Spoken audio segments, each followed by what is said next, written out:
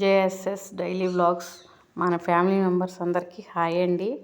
సేమియా ఉప్మా ఎలా చేయాలో చూద్దామండి. ఇప్పుడు చెప్పేవాళ్ళే సేమియా ఉప్మా కూడా తెలీదా మాకు చేయటం అని అయితే అనకండి. వచ్చిన వాళ్ళ కోసం, తెలిసిన వాళ్ళకి చాలా ఈజీగా ఉండిద్దండి చేయటం.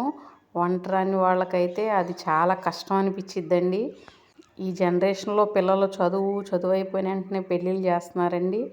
వాళ్ళకి అక్కడికి వెళ్ళిన తర్వాత వంట చేయటం రాదు. పెళ్ళికి ముందలేమో అమ్మోళ్ళు వంట చేయించడం గారాబం, పెళ్ళైన తర్వాత ఏమో వంట ఎలా చేయాలో తెలీదు. మన యూట్యూబ్ మాత్రం అమ్మలాగా ప్రతి ఒక్కరికి సపోర్ట్గా ఉంటుందండి. తెలిసిన వాళ్ళకి కాదండి, తెలిసిన వాళ్ళు అయితే స్కిప్ చేసేయండి. తెలియని వాళ్ళ కోసం అండి. ఇప్పుడైతే మరి వ్లాగ్లోకి వెళ్ళిపోదాం. ముందుగా కడాయి పెట్టి ఆయిల్ వేసి, ఆయిల్ హీట్ అయిన తర్వాత పచ్చిశనగపప్పు, వేరుశనగపప్పులు, జీడిపప్పు ఉంటే అండి, లేకపోయినా పర్వాలేదు, పచ్చిమిర్చి, కరివేపాకు వేసి, ఉల్లిపాయ చిలికలు చేసేసి ఫ్రై చేసుకోండి. ఫ్రై అయిన తర్వాత కప్పు సేమియాకి కప్పున్నర వాటర్ పోసుకుని, తగినంత సాల్ట్ వేసుకుని మూత పెట్టేసి కొంచెం సేపు వాటర్ని మరగనివ్వండి.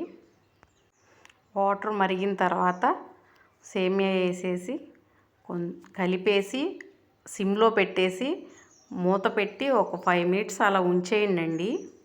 5 మినిట్స్ తర్వాత మూత తీసి కలిపేయండి. పొడి పొడిలాడే సేమియా ఉప్మా రెడీ అయిపోతుందండి. ఈ వీడియో నచ్చింది అనుకుంటే సబ్స్క్రైబ్ చేయండి, లైక్ చేయండి, షేర్ చేయండి, సపోర్ట్ చేయండి. షేర్ చేయటం వల్ల ఇంకొంతమంది తెలియని వాళ్ళకి రీచ్ అవుతుందండి. ఇంకా ఇలాంటి కుకింగ్ వీడియోస్ కావాలని అనుకుంటే కామెంట్ సెక్షన్లో కామెంట్ చేసేయండి.